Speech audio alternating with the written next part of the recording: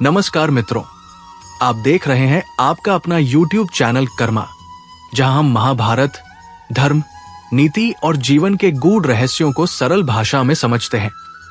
इसलिए यदि आपने अभी तक कर्मा चैनल को सब्सक्राइब नहीं किया है तो अभी सब्सक्राइब करें, क्योंकि आज की ये कथा केवल एक युद्ध की नहीं बल्कि कर्म, भाग्य, संस्कार, त्याग और अहंकार के उस महासंघर्ष की है जिसने ये प्रश्न सदियों तक जीवित रखा कि कर्ण और अर्जुन में वास्तव में श्रेष्ठ कौन था। और इस प्रश्न का उत्तर केवल शस्त्रों की चमक या विजय पराजय से नहीं बल्कि जीवन की संपूर्ण यात्रा, विचार, उद्देश्य और अंतःकरण की शुद्धता से निकलता है। महाभारत का युद्ध आरंभ होने से बहुत पहले ही कर्ण और अर्जुन का संघर्ष जन्म ले चुका था। एक ओर था कुंती का वह पुत्र जो सूर्यदेव का अंश होकर भी त्याग दिया गया, और दूसरी ओर था वही कुंती का पुत्र जो राजमहल में पला, गुरु द्रोण की शरण में शिक्षित हुआ और जिसे स्वयं श्री कृष्ण का मार्गदर्शन प्राप्त हुआ। पर क्या केवल सुविधा और संरक्षण ही किसी को श्रेष्ठ बनाते हैं, या फिर संघर्ष और अपमान में तपकर निकला व्यक्तित्व अधिक महान होता है? यही वह बिंदु है जहां से ये कथा आरंभ होती है। कर्ण का जन्म एक दिव्य वरदान का परिणाम था। जब कुंती ने सूर्यदेव का आह्वान किया और उनसे एक तेजस्वी पुत्र प्राप्त किया, पर लोकलाज और भय के कारण उसी पुत्र को जन्म लेते ही त्याग दिया गया। वही कर्ण जो भविष्य में दानवीर कहलाया, जिसने जीवन भर दूसरों को दिया पर स्वयं कभी मांगना नहीं सीखा। वही दूसरी ओर अर्जुन का जन्म भी साधारण नहीं था। वो इंद्रदेव का अंश था, देवताओं का प्रिय, वो बालक जिसे बचपन से ही ये बताया गया कि वो विशेष है, कि उसका लक्ष्य महान है, और जिसने गुरु द्रोणाचार्य से शस्त्र विद्या का वो ज्ञान पाया जो किसी और को सहज रूप से नहीं मिला। कर्ण और अर्जुन दोनों ही दिव्य थे, दोनों में असाधारण प्रतिभा थी, पर दोनों की परिस्थितियां बिल्कुल विपरीत थी। और यहीं से प्रश्न उठता है कि क्या श्रेष्ठता केवल प्रतिभा से तय होती है, या फिर उस प्रतिभा को किस मार्ग पर लगाया गया इससे भी तय होती है। कर्ण का पालन पोषण एक सूत पुत्र के रूप में हुआ। समाज ने उसे उसकी योग्यता से पहले उसकी जाति से आका। उसे हर मंच पर अपमान सहना पड़ा। द्रोणाचार्य ने उसे शिक्षा देने से मना कर दिया। द्रौपदी के स्वयंवर में उसे अपमानित किया गया, और हर बार उसके भीतर की आग और अधिक प्रज्वलित होती चली गई। जबकि अर्जुन को हर स्थान पर सम्मान मिला, उसे श्रेष्ठता का प्रमाण देने की आवश्यकता नहीं पड़ी, क्योंकि समाज पहले से ही उसे स्वीकार करने को तैयार था। परंतु कर्ण ने हार नहीं मानी। उसने परशुराम से ब्राह्मण बनकर विद्या प्राप्त की।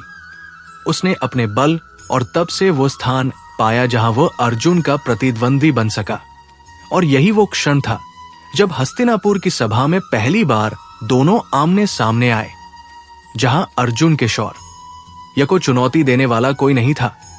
तब कर्ण ने स्वयं को आगे किया और वहीं उसे सूत पुत्र कहकर अपमानित किया गया।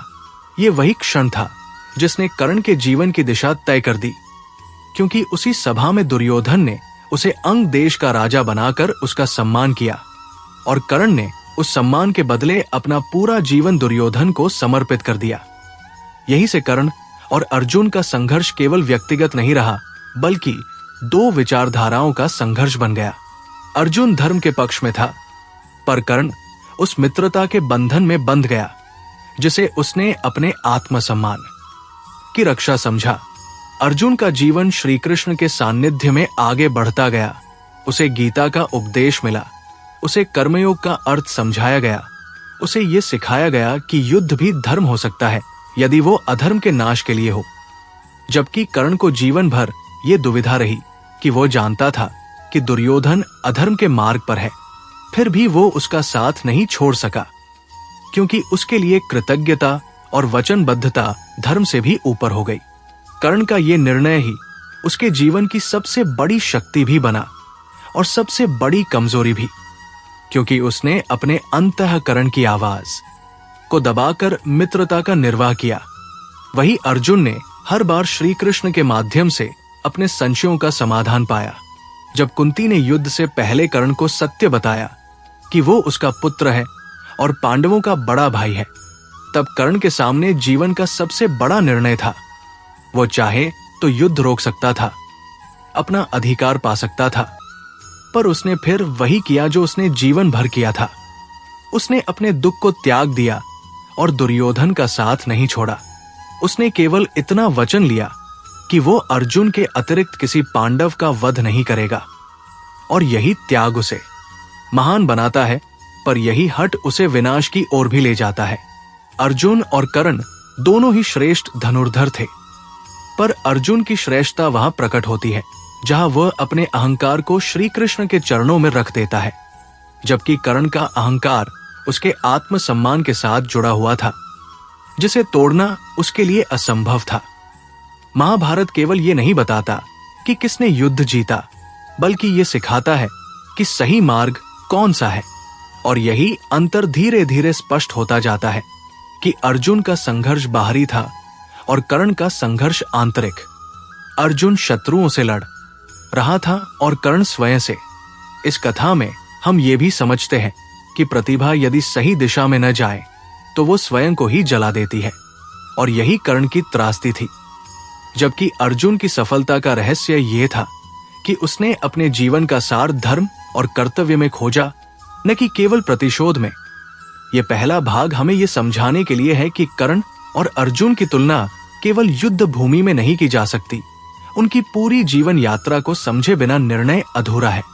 और जैसे जैसे ये कथा आगे बढ़ेगी, वैसे वैसे ये प्रश्न और भी गहरा होता जाएगा कि वास्तव में श्रेष्ठता किसे कहा जाए, क्योंकि महाभारत में कोई भी पात्र पूरी तरह श्वेत या श्याम नहीं है। सबके भीतर प्रकाश भी है और अंधकार भी। और यहीं से आगे की कथा उसी बिंदु से आरंभ होगी जहां कर्ण और अर्जुन की प्रतिद्वंद्विता केवल अस्त्र शस्त्र की नहीं बल्कि आत्मा और कर्म की परीक्षा बन जाती है। जहां पाठ एक समाप्त हुआ था, वहीं से आगे बढ़ते हुए ये समझना आवश्यक है कि कर्ण और अर्जुन की प्रतिद्वंद्विता केवल व्यक्तिगत द्वेष नहीं थी, बल्कि ये उस सामाजिक व्यवस्था, मानसिकता और कर्मफल की भी प्रतीक थी जो महाभारत काल में विद्यमान थी। अर्जुन का जीवन जहां अनुशासन, गुरु कृपा और ईश्वरीय मार्गदर्शन से सिंचित था, वही कर्ण का जीवन संघर्ष, तिरस्कार और आत्मसम्मान की आग में तपता रहा। और यही तप उसे असाधारण बनाता है, पर साथ ही उसे कठोर भी। अर्जुन ने जब द्रोणाचार्य से शिक्षा प्राप्त की तो उसे विशेष स्नेह मिला, क्योंकि उसमें एकाग्रता थी, विनय था और गुरु के प्रति पूर्ण समर्पण था। वह गुरु दक्षिणा में द्रुपद को बंदी बनाकर लाया। उसने गुरु के हर आदेश को धर्म समझकर स्वीकार किया। जबकि कर्ण को यह अवसर ही नहीं मिला। उसने परशुराम से विद्या पाई, पर वहां भी उसे छल का सहारा लेना पड़ा। और जैसे ही सत्य सामने आया, उसे शाप मिला कि आवश्यकता के समय उसका ज्ञान उसे धोखा देगा। ये शाप केवल एक घटना नहीं था, बल्कि ये उस जीवन का परिणाम था जो सत्य से आरंभ नहीं हुआ था। यहीं से ये स्पष्ट होने लगता है कि कर्ण की त्रासदी उसकी प्रतिभा में नहीं बल्कि उसके मार्ग में थी। अर्जुन का हर बड़ा युद्ध श्री कृष्ण की उपस्थिति में हुआ। जब वो वनवास में था, तब भी श्री कृष्ण उसके साथ थे। जब उसका आत्मविश्वास डगमगाया, तब भी श्री कृष्ण ने उसे संभाला। जबकि कर्ण को कभी ऐसा मार्गदर्शक नहीं मिला जो उसे उसके भीतर के द्वंद्व से मुक्त कर सके। उसके पास केवल दुर्योधन था, जिसने उसे सम्मान तो दिया पर सही दिशा नहीं दी, क्योंकि दुर्योधन स्वयं अधर्म की ओर बढ़ चुका था। कर्ण जानता था कि पांडव न्याय के पक्ष में है। वो ये भी जानता था कि दुर्योधन अन्याय कर रहा है, फिर भी वो उसके साथ खड़ा रहा। और यही वो बिंदु है जहां लोग कर्ण को दोषी ठहराते हैं। पर क्या कोई व्यक्ति जिसने पूरी जिंदगी अपमान झेला हो, जो पहली बार किसी के द्वारा स्वीकार किया गया हो, उस व्यक्ति को छोड़ पाना इतना सरल होता है? कर्ण का मन बार बार उसे रोकता रहा, पर उसकी वाणी ने दुर्योधन को नहीं छोड़ा। और इस प्रकार कर्ण कर्म बंधन में बंधता चला गया। अर्जुन के जीवन में भी संघर्ष थे। उसे भी वनवास मिला, उसे भी अपने भाइयों के साथ अपमान सहना पड़ा। पर अंतर यह था कि अर्जुन ने कभी अपने दुख को अहंकार नहीं बनने दिया। उसने उसे साधना में बदल दिया, उसने तप किया, दिव्यास्त्र प्राप्त किए और हर बार स्वयं को और अधिक शुद्ध किया। वही कर्ण ने अपने दुख को शक्ति तो बनाया, पर वो शक्ति धीरे धीरे कटुता में बदलने लगी और यही कटुता युद्ध भूमि में उसके निर्णयों को प्रभावित करने लगी। महाभारत के युद्ध में अर्जुन का प्रत्येक युद्ध एक उद्देश्य के लिए था। वो अपने व्यक्तिगत द्वेष से नहीं बल्कि धर्म की स्थापना के लिए लड़ रहा था। जबकि कर्ण के युद्ध में व्यक्तिगत पीड़ा की छाया स्पष्ट दिखाई देती है। वो अर्जुन को पराजित कर अपने जीवन के अपमान का बदला लेना चाहता था और यही भावना उसे कमजोर करती है, क्योंकि जहां प्रतिशोध होता है वहां विवेक मंद पड़ जाता है। जब युद्ध प्रारंभ हुआ तो कर्ण को सेनापति बनने का अवसर नहीं मिला, क्योंकि भीष्म जीवित थे और यह भी कर्ण के भीतर की आग को और भड़काता है। अर्जुन ने भीष्म के सामने भी शस्त्र उठाने से पहले संकोच किया। उसके भीतर करुणा थी, दया थी और यही वो क्षण था जहां श्री कृष्ण ने उसे गीता का उपदेश दिया। उसे बताया कि कर्म करो, फल की चिंता मत करो। और यही उपदेश अर्जुन के जीवन की दिशा तय करता है। जबकि कर्ण के पास ऐसा कोई क्षण नहीं आया जहां उसे उसके कर्मों का सार समझाया जाए। कर्ण ने भीष्म के रहते युद्ध नहीं किया, ये उसका स्वाभिमान था, पर यह भी उसके जीवन का एक और अवसर था जहां वो स्वयं को अलग कर सकता था। पर उसने प्रतीक्षा को चुना और जब भीष्म गिरे तब वो युद्ध में उतरा। तब तक बहुत कुछ बदल चुका था। युद्ध केवल शस्त्रों का नहीं बल्कि समय का भी था और समय कर्ण के पक्ष में नहीं था। अर्जुन हर दिन युद्ध के बाद आत्मचिंतन करता था।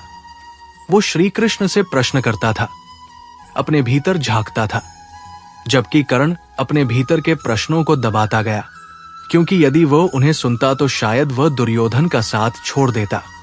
और यही उसकी सबसे बड़ी विडंबना है कि वो सत्य को जानकर भी उससे दूर रहा। समाज ने कर्ण को सूत पुत्र कहा, पर महाभारत ये दिखाता है कि जन्म से नहीं कर्म से व्यक्ति महान होता है और कर्ण के कई कर्म उसे महान बनाते हैं। उसका दान, उसका त्याग, उसका वचन, पर साथ ही कुछ कर्म उसे पतन की ओर भी ले जाते हैं, क्योंकि वो अधर्म के पक्ष में खड़ा रहा। अर्जुन के जीवन में भी त्रुटियां थी। उसने भी अभिमन्यु को युद्ध में भेजा। उसने भी अश्वत्थामा के वध को लेकर मौन स्वीकार किया, पर हर बार वो श्री कृष्ण के मार्गदर्शन में अपने कर्मों को धर्म की कसौटी पर कसता रहा। कर्ण और अर्जुन का अंतर यहीं स्पष्ट हो जाता है कि अर्जुन ने अपने जीवन में ईश्वर को केंद्र में रखा, जबकि कर्ण ने मनुष्य को, और जब मनुष्य ही लक्ष्य बन जाता है तो पतन निश्चित होता है। यह भाग हमें यह सिखाता है कि केवल पीड़ा सहना किसी को महान नहीं बनाता, बल्कि पीड़ा से निकलकर सही मार्ग चुनना ही सच्ची श्रेष्ठता है। और यह प्रश्न अब और गहराता जाता है कि यदि कर्ण को वही अवसर, वही मार्गदर्शन मिलता जो अर्जुन को मिला, तो क्या वह उससे भी महान बनता, या फिर अर्जुन का संयम, उसका समर्पण और उसका कर्मयोग ही उसे स्वाभाविक रूप से श्रेष्ठ बनाता है। यही द्वंद्व आगे और तीव्र होगा, क्योंकि युद्ध अपने निर्णायक मोड़ की ओर बढ़ रहा है और वहीं से ये कथा उसी प्रवाह में आगे बढ़ेगी जहां कर्ण और अर्जुन केवल योद्धा नहीं बल्कि कर्म और भाग्य के प्रतिनिधि बनकर आमने सामने खड़े दिखाई देंगे। अब कथा उस अंतिम बिंदु पर पहुंचती है जहां कर्ण और अर्जुन की प्रतिद्वंद्विता केवल युद्ध का परिणाम नहीं बल्कि जीवन दर्शन का निष्कर्ष बन जाती है। महाभारत का युद्ध अपने निर्णायक चरण में प्रवेश कर चुका था।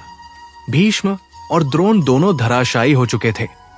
कर्ण अब कौरव सेना का प्रधान योद्धा बन चुका था और उसके भीतर वर्षों से दबी हुई वो आग अब पूरी तरह प्रज्वलित हो चुकी थी।